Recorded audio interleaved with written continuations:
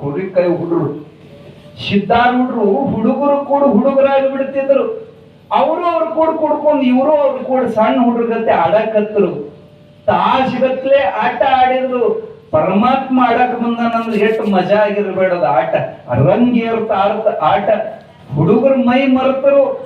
ಹೊಟ್ಟೆ ಹಸುದಾಗ ಅವ್ರಿಗೆ ನೆನಪಾಗೈತಿ, ಮಧ್ಯಾಹ್ನ ಆಗೈತಿ ಉಣಬೇಕಂತ.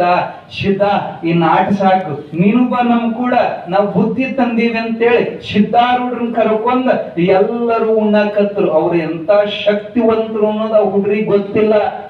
ಯಾವತ್ ತಿರ್ಕೊಂತ ಹೊಂಟವ ಬಂದಾನಂತ ಆಡಿದ್ರು. ಪಾಪ ಹಸಿದಿರ್ಬೇಕಂತ ಸಿದ್ಧಾರೂಢರಿಗೂ ಉಣ್ಣಾಕ್ ಕೊಟ್ರು ಕುರಿಕಾಯ ಹುಡುಗರು. ಎಲ್ಲಾರು ಕೂಡಿ ಉಣ್ಣಾಕತ್ತಿರ ಸಮಾಧಾನಲೆ ಒಮ್ಮೆ ಕುರಿಗಳು ಬ್ಯಾ ಬ್ಯಾ ಅಂತ ಒದರ್ಕೊಂಡ್ ಜಿಗದು ಕುರಿ ಹಿಂಡು ಓಡಾಕತ್ತು. ಕುರಿ ಹುಡುಗ ದಿಗಲು ಬೆದ್ದು ಓಡಾಕತ್ತು. ಅಯ್ಯೋ ಎಲ್ ಹೊಂಟು ಕುರಿ ಅಂತ ಬರೀ ಕುರಿ ತರವಾಗಿ ಇವ್ರು ಓಡ್ಯಾರ. ಸಿದ್ಧಾರೂಢ ವಿಚಾರ ಮಾಡಿದ, ಒಮ್ಮಿನೊಮ್ಮೆ ಎಲ್ಲಾ ಕುರಿ ಓಡ್ಯಾವ ಅಂದ್ರ ಏನೋ ಆಗೇತಂತ ಸೂಕ್ಷ್ಮ ಗಮನಿಸಿ ನೋಡಿದಾಗ ಒಂದು ಕಂಟಿ, ಜಾಲಿ ಕಂಟಿ ಸಂದ್ರ್ಯಾಗ ಒಂದು ಬಲವಾದ ಹುಲಿ ಹೊಂಚ ಹಾಕಿ ಕುಂತಿತ್ತು. ಒಂದು ಕುರಿ ಹೊತ್ಕೊಂಡ್ ಹೋಗ್ಬೇಕಂತ ಜಪ್ಪಿಟ್ಟು ಕುಂತಿತ್ತು. ಸಾವಕಾಶ ಸಿದ್ಧಾರೂಢರು ಅದ್ರ ಹಿಂದ್ ಬಂದ್ರಂತ. ಅದಕ್ಕೆ ಗೊತ್ತಾಗ್ಲಿಲ್ದಂಗ ಅದ್ರ ಹಿಂದ್ ಬಂದ ಅದ್ರ ಬೆನ್ನಿನ ಮೇಲೆ ಚಪ್ಪರಿಸಿ ಬಿಟ್ರು. ಹೊಡೆತ ಬಿದ್ದ ಕೂಡಲೇ ಗಾಬರಿಯಾಗಿ ಹುಲಿ ಮುಂದಕ್ಕೆ ಜಿಗಿತ್ತು. ಸಿದ್ಧಾರೂಢರು ಬಿಡಲಿಲ್ಲ.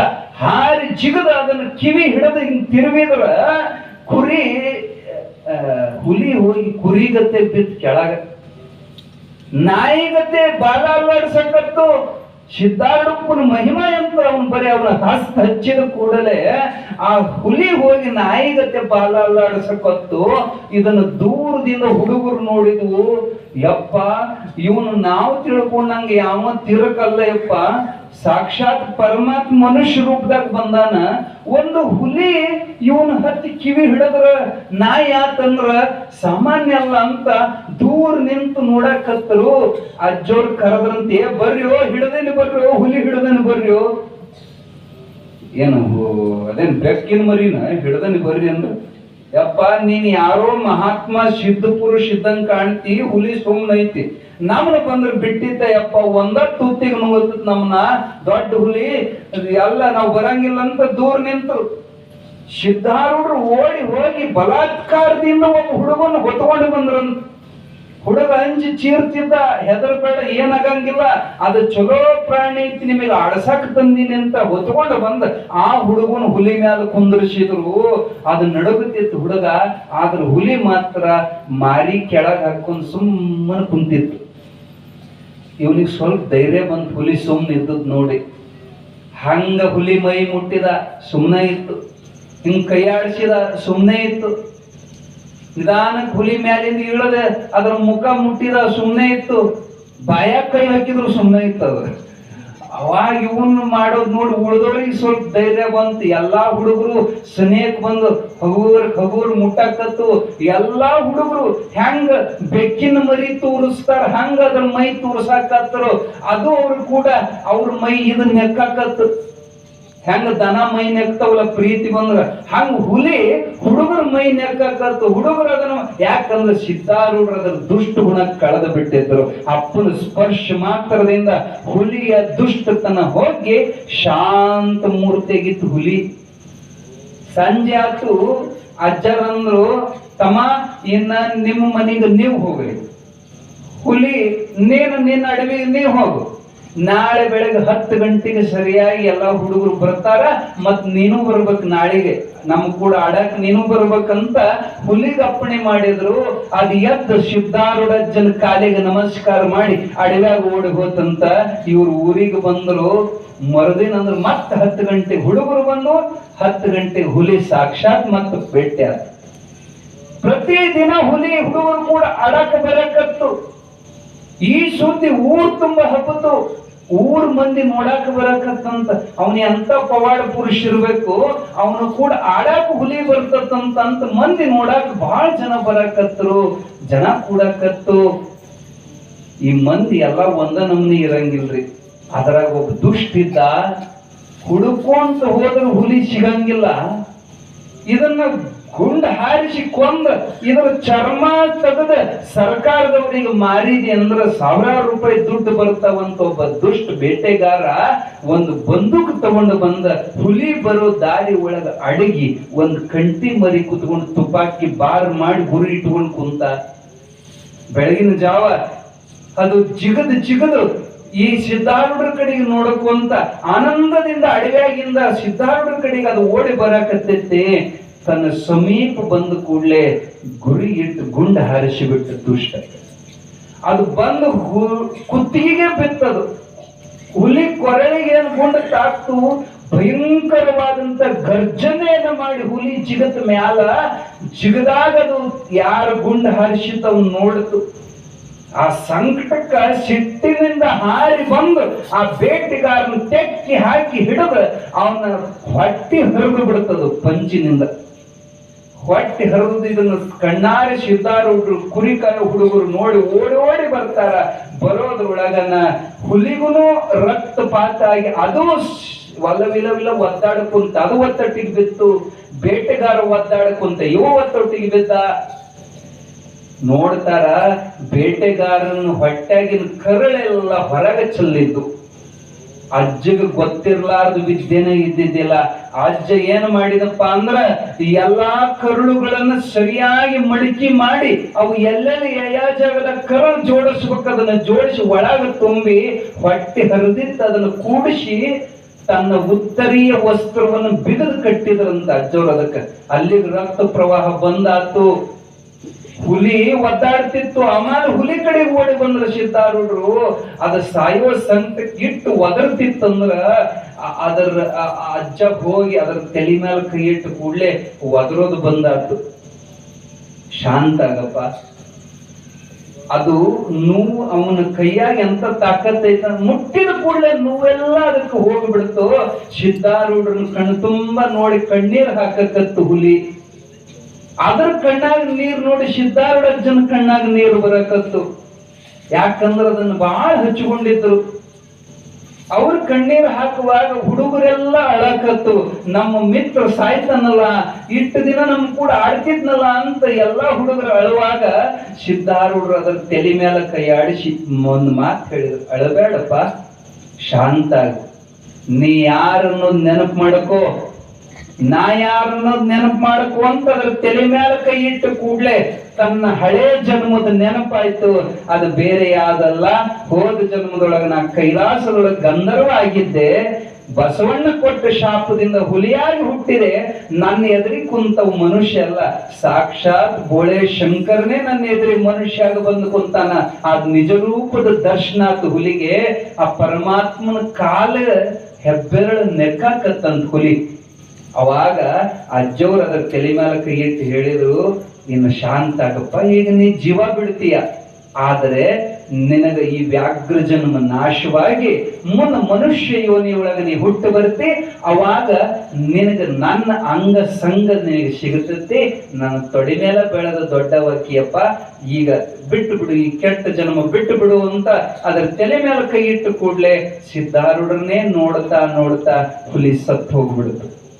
ಅಷ್ಟೊತ್ತಿಗೆ ಊರ್ ಮಂದೆಲ್ಲ ಕೂಡಿದ್ರು. ಆ ಮಂದಿಗೆ ಹೇಳ್ತಾರ ಅಜ್ಜವರು, ನೋಡಪ್ಪ ಇವನು ಸಾಯಂಗಿಲ್ಲ, ಆದ್ರ 6 ತಿಂಗಳ ಹಾಸಿಗೆ ಹಿಡಿದು ಬೀಳ್ತಾನ, ಅಲ್ಲಿ ತನ ಇವನ್ ಜಪಾನ ಮಾಡ್ರಿ ಅಂತ ಬೇಟೆಗಾರನ ಹೊತ್ಕೊಂಡು ಹೋದ್ರು. ಅವಾಗ ಅಜ್ಜವ್ರು ಅಂದ್ರು, ನಾ ಇಲ್ಲಿ ಯಾತ್ರಾ ಸಲುವಾಗಿ ಬಂದಿದ್ದೆ, ನಾ ಬಂದ ಕೆಲಸ ಮುಗೀತು, ಇನ್ನ ನಾ ಸಂಚಾರಕ್ಕೆ ಹೊರಡ್ತೀನಿ ಅಂತ ಅಜ್ಜವ್ರು ಅಲ್ಲಿಂದ ಸಂಚಾರ ಮಾಡ್ತಾ ಮಾಡ್ತಾ ಈಗ ಹುಬ್ಬಳ್ಳಿಗೆ ಬಂದ್ರು. ಈ ಕತೆ ಯಾರು ಹೇಳಕತ್ಯಾರ? ನೀವ ಹೇಳಕತ್ತೀರಂತೀರ. ಈ ಕಥೆಯನ್ನ 2 ವರ್ಷದ ಮಗು ಮಾತಾಡಕ್ ಬರ್ಲಾರ್ದ ಮಗು ಮಾತಾಡಿ ಹೇಳ್ತಾ ಐತೆ.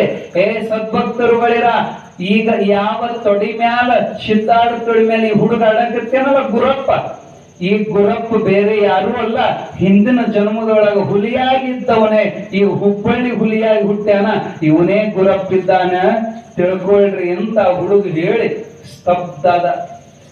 ಅವಾಗ ಜನ ಕೇಳಿದ್ರು, ನೀ ಇಟ್ ಸಣ್ಣವ, ಇಟ್ಟೆಲ್ಲ ಕತ್ತಿ ನಿನಗೆ ಹೆಂಗ್ ಗೊತ್ತು ಅಂತ ಕೇಳಿದ್ರು.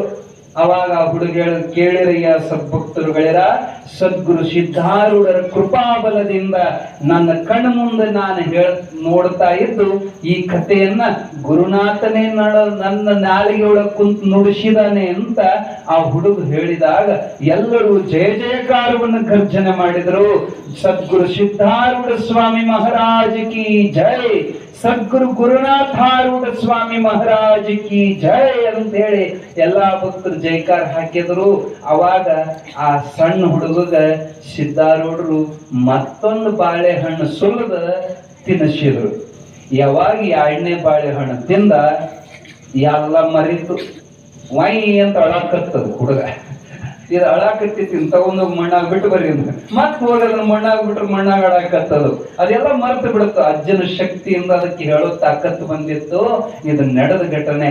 ಆ ಕೂಸು ಬೇರೆ ಯಾರು ಅಲ್ಲ, ಉಜ್ಜಣ್ಣವ್ರ ಮನೆಗೆ ಅಜ್ಜವ್ರು ದತ್ತಕ್ಕಾಗಿದ್ರಲ್ಲ, ಆ ಉಜ್ಜಣ್ಣವರು ಸಿದ್ದಪ್ಪ ಅನ್ನುವಂತ ಮತ್ತೊಬ್ಬ ಹುಡುಗನ್ನ ದತ್ತಕ್, ಯಾಕ ಇವ ಸನ್ಯಾಸಿ, ವಂಶ ಬೆಳೆಯಂಗಿಲ್ಲ, ನಮ್ ವಂಶ ಉದ್ಧಾರ ಆಗ್ಬೇಕಂತೇಳಿ ಲಕ್ಷ್ಮವ್ವ ಅಣ್ಣನ ಮಗನ ದತ್ತಕ್ಕೆ ತಗೊಂಡಿದ್ಲು, ಅವನಿಗೆ ಮದುವೆ ಮಾಡಿದ್ಲು. ಅವ್ರ ಹೊಟ್ಟೆಯಾಗ ಹುಟ್ಟಿದ ಹುಡುಗನೇ ಗುರಪ್ಪ. ಅವನೇ ಮುಂದೆ ಗುರುನಾಥಾರೂಢ ಮಹಾಸ್ವಾಮಿಯಾಗಿ ಮೆರೆದಂತ ಮೌನ ಯೋಗಿ. ಅವ್ರ ಕಥೆನ ನಾಳೆಗೆ ಹೇಳ್ತೀನಿ ನಿಮಗೆ. ಬಹಳ ಅದ್ಭುತವಾದ ಕತೆ ಗುರುನಾಥಾರೂಢರ ಚರಿತ್ರೆ. ಅವನಂತವ್ರು ಅವತಾರ ಹಿಂದ ಶುಕಮುನಿ ಅಂತ ಒಬ್ಬರಿದ್ರು. ಅವ್ರನ್ನ ಬಿಟ್ರ 2ನೇ ಅವತಾರನೇ ಹುಬ್ಬಳ್ಳಿ ಗುರುನಾಥಾರೂಢರು. ಅಂತ ಅವತಾರ ನ ಭೂತ ನ ಭವಿಷ್ಯತಿ ಅಂತ ಶಕ್ತಿ ಮಹಾತ್ಮರೊಳಗಿರ್ತದೆ. ಯಾಕೂ ಉಪಯೋಗ ಬಾರ್ದಾರಂತ ಪ್ರಾಣಿಗಳು ಸಿದ್ಧಾರೂಢರ ಸಂಘದಿಂದ ದೇವರಾಗಿದವ. ಇನ್ ನಾವು ಮನುಷ್ಯರು ನಾವು ಆಗಂಗಿಲ್ಲೇನು? ನಾವು ಆಗ್ತೇವೆ. ಎಲ್ಲರೂ ಸವಾಸ ಮಾಡ್ರಿ. ಯಾರ್ದು? ಸಿದ್ಧಾರೂಢರು. ಎಲ್ಲದರ್ರಿ ಮತ್ತು ಸಿದ್ಧಾರೂಢರು. ನಾವು ಅವ್ರ ಕೂಡ ಮಾತಾಡ್ಬೇಕಂತೀವಿ, ನಾವು ಅವ್ರ ಸಂಘ ಮಾಡ್ಬೇಕು, ನಮ್ಗೆ ಸಿಗ್ಬೇಕಲ್ಲ. ಪುಣ್ಯಾತ್ಮರೇ, ಅಮ್ಮೋರ್ ಆಗ್ಲೇ ಒಂದ್ ಮಾತು ಹೇಳಿದ್ರು, ಮಹಾತ್ಮರು ಸಾಯಂಗಿಲ್ಲ. ಮಹಾತ್ಮರು ಸತ್ತಿಲ್ರಿ. ಈಗೂ ಸಹಿತ ಸಿದ್ಧಾರೂಢ ಅಂತ 100ಕ್ಕೆ 100 ನಂಬಿ ಕರೆದ ಯಾಕಪ್ಪ ಅಂತ ಮಾತಾಡಿಸ್ತಾರೆ. ಸಿದ್ಧಾರೂಢ ಸಾಕ್ಷಾತ್ ದರ್ಶನ ಕೊಟ್ಟಾರ. ಈಗೂ ಇತ್ತೀಚೆಗೆ ಅನೇಕ ಮಂದಿಗೆ ಪವಾಡ ಆಗ್ಯಾವ.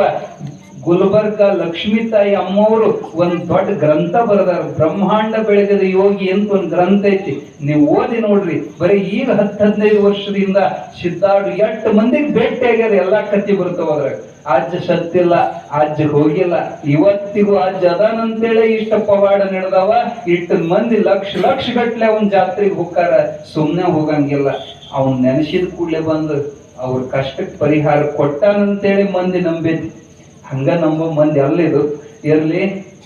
ಸಂತ ಸಂಘದ ಮಹಿಮೆಯಿಂದಲೇ ವ್ಯಾಘ್ರ ನರನಾಗಿರುವನು. ಒಂದು ಹುಲಿ ಮನುಷ್ಯ ಜನ್ಮಕ್ಕೆ ಬಂತು, ಅವನು ಸವಾಸ ಮಾಡಿ. ನೀವು ವಿಚಾರ ಮಾಡ್ರಿ, ಏನ ಕೆಟ್ಟವ್ರ ಸವಾಸ ಮಾಡಿ ಕೆಟ್ಟವ್ರ ಹಾಕಿರೋ, ಏನು ಒಳ್ಳೆಯವ್ರ ಸವಾಸ ಮಾಡಿ ಒಳ್ಳೆಯವ್ರ ಹಾಕಿರೋ? ಎರಡು ನಿಮ್ಗ ಸಂಘ 2 ಉಂಟು. ಒಂದು ಹಿಡಿ, ಒಂದು ಬಿಡು. ನೀವು ಉದ್ಧಾರ ಆಗ್ಬೇಕಿತ್ತಂದ್ರ ಇತ್ಲಾಗವ ಅಟ್ಲ ಹಳ್ಳ ಹಿಡಿದು ಹೋಗ್ಬೇಕಿತ್ತಂದ್ರ ಅವ್ರು ಕೂಡ ಹೋಗು. ಕುಡುಕರು ಸಂಘ ಮಾಡಿದಂದ್ರ ನಿನ್ನೂ ಕುಡಿಸ್ಲಾರ್ದೆ ಬಿಡಂಗಿಲ್ಲ. ಅರ್ಥ ಆಗತ್ತೈತಲ್ಲ? ಚಟಗಾರ ಸಂಘ ನಿನ್ನೂ ಚಟಗಾರ ಮಾಡ, ದುಷ್ಟರ ಸಂಘ ನಿನ್ನೂ ದುಷ್ಟರು ಮಾಡ್ತಾರೆ. ಒಳ್ಳೆಯವರ ಸಂಘ ಸಜ್ಜನರ ಸಂಘವದು ಹೆಜ್ಜೇನು ಸವಿದಂತೆ, ದುರ್ಜನರ ಸಂಘ ಬಚ್ಚಲ ರೊಜ್ಜಿನಂತಿಕ್ಕು ಸರ್ವಜ್ಞ. ಉದ್ಧಾರ ಆಗ್ಬೇಕು ನಿಮ್ಮ ಕೈಯಾಗೈತಿ, ಹಾಳಾಗ್ಬೇಕು ನಿಮ್ಮ ಕೈಯಾಗೈತಿ. 2 ಚಾಯ್ಸ್ ನಿಮ್ ಕಡೆಗದವ. ನೀವು ಏನಾಗ್ಬೇಕಂತೀರಿ ಅಂತವ್ರು ಸವಾಸ ಮಾಡಿ. ದೊಡ್ಡವ್ರು ಆಗ್ಬೇಕಂದ್ರೆ ದೊಡ್ಡವ್ರು ಸವಾಸ ಮಾಡ್ರಿ. ಚಿಲ್ರ ಬುದ್ಧಿ ಬರ್ಬೇಕಂದ್ರೆ ಚಿಲ್ರ ಮಂದಿ ಸವಾಸ ಮಾಡ್ರಿ. 2 ನಿಮಗೆ ಕೂಡ್ಯಾವ. ಅದಕ್ಕ ಒಳ್ಳೆಯವರು ಕೂಡ ಒಳ್ಳೆಯರಾಗಿ ಒಂದು ಚರಂಡಿ ನೀರು ಗಟಾರದಾಗ ಹರಿಯೋ ನೀರು ಹರ್ಕೊಂತ ಹೋಗಿ ಹಳ್ಳ ಕೂಡ್ತಂದ್ರ, ಹಳ್ಳದಿಂದ ನದಿ ಸೇರ್ತಂದ್ರ, ನದಿಯಿಂದ ಸಮುದ್ರ ಕೂಡ್ತಂದ್ರ, ಚರಂಡಿ ನೀರು ಹೋಗಿ ಸಮುದ್ರದೊಳಗೆ ಸಮುದ್ರ ರೂಪ ಆಕತಿ. ಹಂಗ ಮಹಾತ್ಮರ ಸವಾಸ ನೀವು ಮಾಡಿದ್ರಿ ಅಂದ್ರ ನಿಮ್ಮನ್ನ ತಗೊಂಡೋಗಿ ಪರಮಾತ್ಮನೊಳಗೆ ಒಂದು ಮಾಡ್ತಾರ ಮಹಾತ್ಮರು. ದುಷ್ಟರು ಸವಾಸ ಮಾಡಿದ್ರಿ ಅಂದ್ರ ನಿಮ್ಮನ್ನ ಹುಟ್ಟು ಸಾವಿನ ಭವಚಕ್ರದೊಳಗೆ ನೆಳ್ಳುವಂಗ ಮಾಡ್ತಾರ. ಅದಕ್ಕ ಹಾಳಾಗೋದು ನಿಮ್ ಕೈಯಾಗ, ಉದ್ಧಾರ ಆಗೋದು ನಿಮ್ ಕೈಯಾಗ. ಸಿದ್ಧಾರೂಢ ಸವಾಸ ಮಾಡ್ರಿ. ಮತ್ ಸಿಗ್ತಾನನ್ರಿ ಸಿದ್ಧಾರೂಢ ಅಂದ್ರ ಯಾರ ನ್ಯಾಲ್ಗಿ ಮ್ಯಾಲ ಕುಂತ್ರ ನಿಂತ್ರ ಓಡಾಡುವಾಗ ಮಲಗುವಾಗ ಕೆಲಸ ಮಾಡುವಾಗ ಸಿದ್ಧಾರೂಢ ಸಿದ್ಧಾರೂಢ ಸಿದ್ಧಾರೂಢ ಅನ್ನುವಂತ ಹೆಸರು ಯಾರ ನ್ಯಾಲ್ಗಿ ಮ್ಯಾಲ ನೆನೀತೋ ಅವ್ರ ಹಿಂದ ಮುಂದ ಒಳಗ ಹೊರಗ ಎಡಕ ಬಲಕ ಸಾಕ್ಷಾತ್ ಸಿದ್ಧಾರೂಢ ಬೆನ್ನ ಹತ್ತಾನ ನೆನ್ಪಿಟ್ಕೊಳ್ರಿ. ಹೆಸರಿನ್ಯಾಗ ಐತಿ ಅವ್ನು ಹಿಡ್ಕೊಳ ತಾಕತ್. ಅವನು ವಶಾಕ ನಮ್ಮ ಹಿಂದನ ಬರ್ತಾನ, ನಮ್ಮ ಬೆನ್ನ ಹತ್ತನ ಸಿದ್ಧಾರೂಢ. ಅವನ ಹೆಸರು ಪುನಃ ಪುನಃ ಜಪ ಮಾಡ್ರಿ. ಕೆಲಸ ಮಾಡುವಾಗ ಅವನ ಹೆಸರು ತಗೊಳ್ರಿ. ಮಲಗುವಾಗ, ಆಕಳಿಸುವಾಗ, ಬಿಕ್ಕುವಾಗ, ಸೀನುವಾಗ, ಕೆಮ್ಮುವಾಗ, ಏನೇ ಸಂಕಟದೊಳಗ ಸಿದ್ಧಾರೂಢ, ಸಂತೋಷದೊಳಗ ಸಿದ್ಧಾರೂಢ. ಇಷ್ಟು ನೀವು ರೂಢಿ ಮಾಡಿಕೊಂಡ್ರಿ ಅಂದ್ರ ಅಜ್ಜನ ಸಂಘ ನೀವು ಮಾಡ್ದಂಗಕತಿ. ಅಜ್ಜ ನಿಮ್ ಕೂಡದನ ಅಂದ್ರ ಮುಗಿದು ಹೋಯ್ತು. ನಿಮ್ಮಿಂದ ಸಾಕ್ಷಾತ್ ಭಗವಂತದನಂದ್ರ ನಿಮ್ಗ್ಯಾವ ಭಯ, ನಿಮ್ಗ್ಯಾವ ಕೊರತೆ, ನಿಮಗ್ಯಾವ ಅಂಜಿಕೆ, ಎಲ್ಲ ನಿಶ್ಚಿಂತವಾದ ಆನಂದಮಯವಾದ ಜೀವನ ನಿಮ್ದಾಗ್ತತಿ ಅನ್ನುವಂತ ಮಾತನ್ನು ಹೇಳ್ತಾ, ಇನ್ನೂ ವಿಶೇಷವಾದ ಕತೆ ಇದೇ ಅಧ್ಯಾಯನ ನಾಳೆ ಕಂಟಿನ್ಯೂ ಮಾಡೋಣ. ಯಾಕಂದ್ರೆ ಗುರುನಾಥಾರೂಢಜ್ಜನ ಬಗ್ಗೆ ಹೇಳಾಕತ್ರ 1 ತಿಂಗಳು ಬೇಕು. ಅವ್ರ ಬಗ್ಗೆ ಹೇಳ್ಬೇಕು. ಸಂಕ್ಷಿಪ್ತ ನಾಳೆ ಗುರುನಾಥಾರೂಢ ಚರಿತ್ರೆಯನ್ನು ನಾವು ನೀವು ನೋಡೋಣ ಅಂತ ಹೇಳ್ತಾ, ಜಯ ಮಂಗಲ.